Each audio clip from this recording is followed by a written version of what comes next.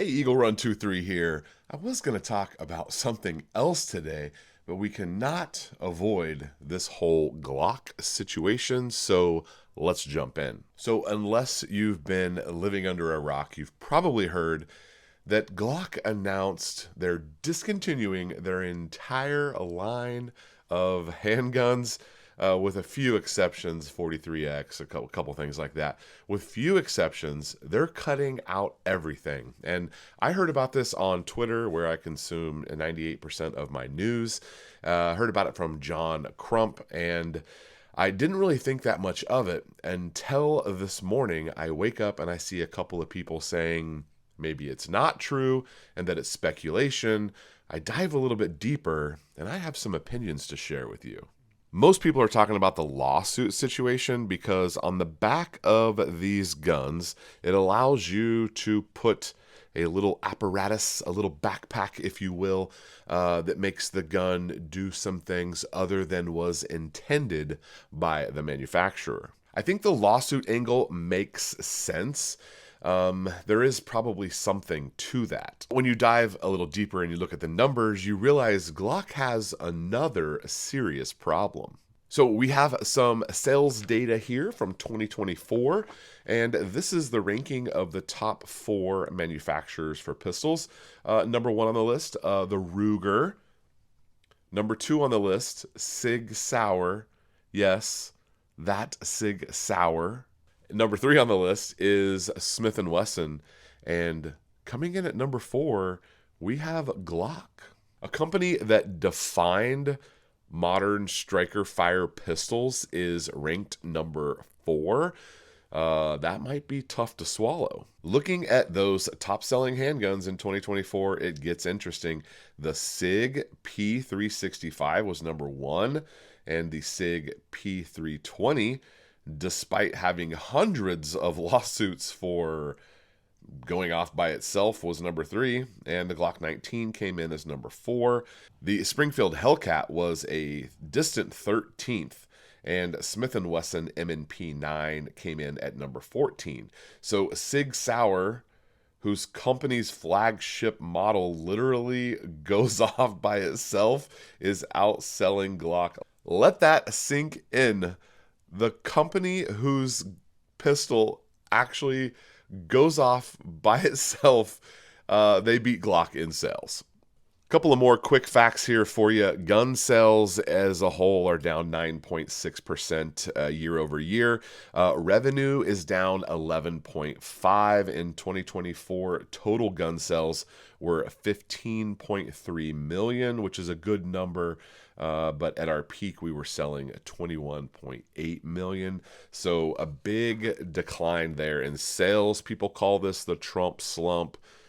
That might be true. It's a fact that fear sells guns, which I also don't necessarily like that as well. I think, more guns is better than less guns, but also we shouldn't be scared of things. For the first time in 6 or 7 years, July of 24, so just over a year ago, total units fell under 1 million that month, for the first time in a long time, which is pretty wild. Fun fact about me, I guess I consider myself a Glock fan, but I do not own a single factory Glock pistol. I've bought a few of them, I've sold a few of them, but currently I do not own a current Glock pistol. Most of mine are ones I've assembled myself, like this one from, I have a hard time saying the name of this company on here because YouTube's not a fan, but it's 80 percentage sign and then arms. And so I like them very much. We've done a lot of stuff for them. Back in the day, we did a lot of stuff from the now defunct P80. Hopefully that makes it through the AI filters. Glock did something amazing. I'm showing you this one because this is one of my favorites here. Glock did something amazing. They made a entirely reliable, basic pistol that just defined the market. And that actually is part of the problem right now that maybe some of us are missing. The aftermarket for these, especially Gen 3, but even 4s and 5s, The aftermarket is insane. They created this entire ecosystem, and that ecosystem actually is kind of beating them out right now. It is entirely not uncommon for people like myself to have Glocks that aren't really Glocks, and you can buy frames, slides, parts from a dozen, 2 dozen manufacturers. Some cases, they're actually better than the original. Some cases, I still like some of the Glock OEM internal parts, but it's no doubt the slides that are on the aftermarket are way cooler, way more functional. The frames are more ergonomic. A lot of these style of frames that I'm messing with, they actually have a little bit of a different angle to the grip. A lot of people don't like the more swept back Glock grip, although they stand by that it shoots and points a little bit more naturally.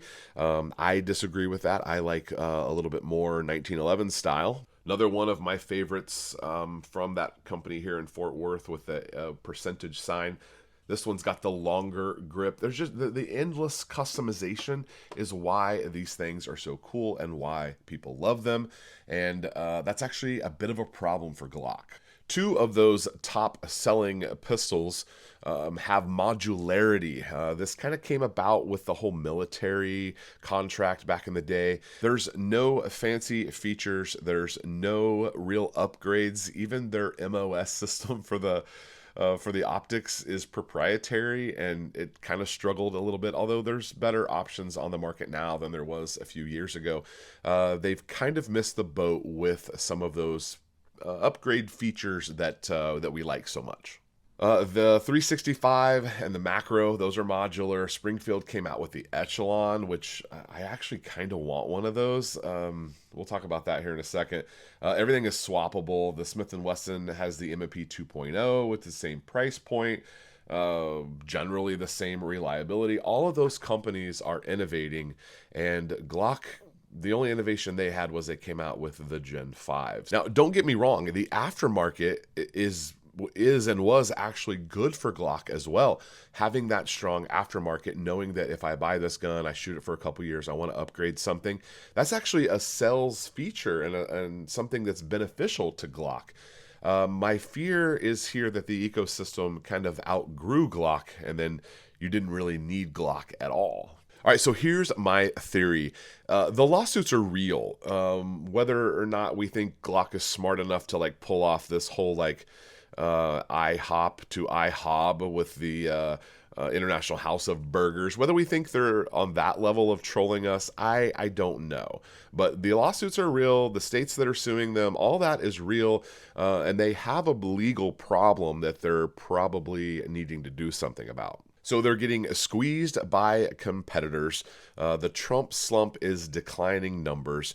They've fallen down this list of handgun sales. In addition, I believe that California also took the Gen 3 off of the acceptable list, which that's the only reason why the Gen 3 was kind of still being made, was because California specifically lists pistols that can be on their approved handgun list. And so in order to support that market, Glock was still turning out a few of the Gen 3s. That's from what I understand. If I'm wrong, 100% correct me down below in the comments.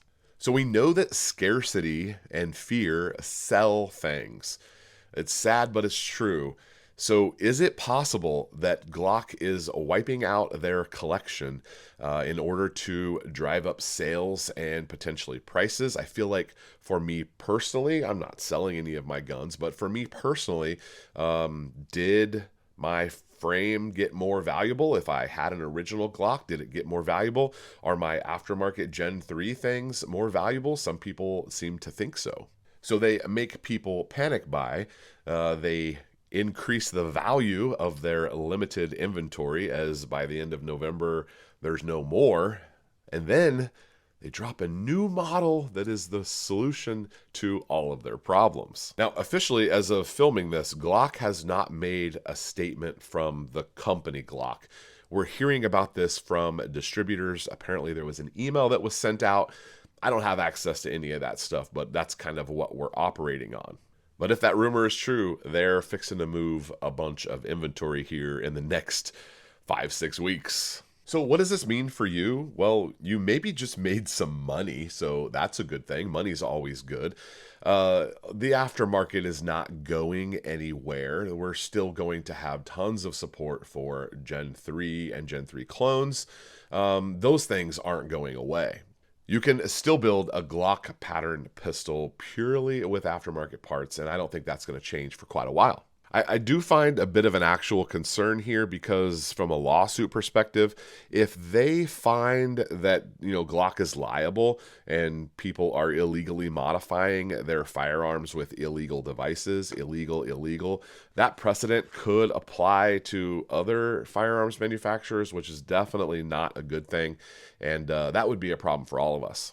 A quick note about the little backpack button switcherooski that you put on the end of your slide. First of all, those are illegal. Don't do that. Second of all, the idea about the lawsuits and how Glocks may be trying to run away from the fact that their stuff is too easy to modify. Here's the thing. My prediction, hot take right here, as soon as this V model, which I think is what they're calling the new line of Glocks, as soon as it hits the market and someone has one in their hand, I guarantee you in 5 to 7 business days, there will be a new backpack apparatus that goes right on the end of that thing, and I'm assuming would do the exact same thing. You cannot stop the signal. I think this is wishful thinking on their part that is actually going to solve any of their problems. Bottom line here, Glock created an industry-defining item here with their striker-fired pistols. They grew an ecosystem that is absolutely massive and wild and super cool. I love it so much. That same ecosystem kind of left them hanging out to dry. Meanwhile, other manufacturers are climbing up the list. You might wonder why I'm filming this with a microphone that is a Glock pattern stick magazine. The Glock magazine for me is the reason why I'm a Glock fan. When I found out, 5, 6, 7 years ago when I first started building these pistols, I found out that this Glock mag was the real deal, and even the Magpul version, unfortunately for Glock, the PMag version is also very good. Glock created an absolute winner there. It feeds, it's reliable, it's cheap. A lot of these magazines are 40, 50, 60 bucks. It's ridiculous. You can buy a Glock pattern magazine at 7-Eleven. They're absolutely everywhere. And I now have 2 or 3 AR9s that take Glock pattern magazines. Now, don't get me wrong. There's other magazines that are great and don't have problems. But given the giant aftermarket, it just led to these things being absolutely phenomenal. Now, this one's not even a Glock. I do have actual Glock magazines. This one is a different brand. I don't remember what that is. ETS or something maybe? Yeah, ETS brand magazine. So the aftermarket absolutely strikes again. So whether or not the discontinuation rumor is true, it kind of tells you what we need to know about Glock right now. They're desperate enough to make a massive change, which could be a good thing. They're also smart enough to maybe manufacture some scarcity here, which is well played. If they're trolling us, well played. Either way, you and I are going to be fine. The aftermarket is still a winner. For those of us who love to build custom Glocks, we haven't done a new one in several years. I'm going to show you my latest build that's coming together here. We'll have a video on it shortly, but let me know in the comments what you're thinking about this. Are we getting played here a little bit? Are they manufacturing some scarcity? Are their sales really this bad? I know for most of us, we kind of still have and shoot Glocks all the time, so I don't know that we've noticed that. Okay, as promised, same manufacturer here on the lower, but this one has a billeted little extension that goes on there. Had that custom painted in a color called Midnight Bronze, and I have a slide for it somewhere too. I think that's going to be a pretty cool look. And then when you check out this slide, it's going to be kind of hard to see the color. It is also a Midnight Bronze. This is from Forget the manufacturer of this slide, but that's the look we're going for right there. Black and midnight bronze. I think that's going to be pretty cool.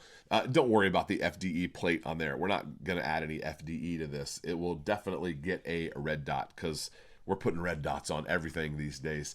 All right, let me know what you think about Glock, guys. I got to get back to work. Thanks for watching. We'll see you next time.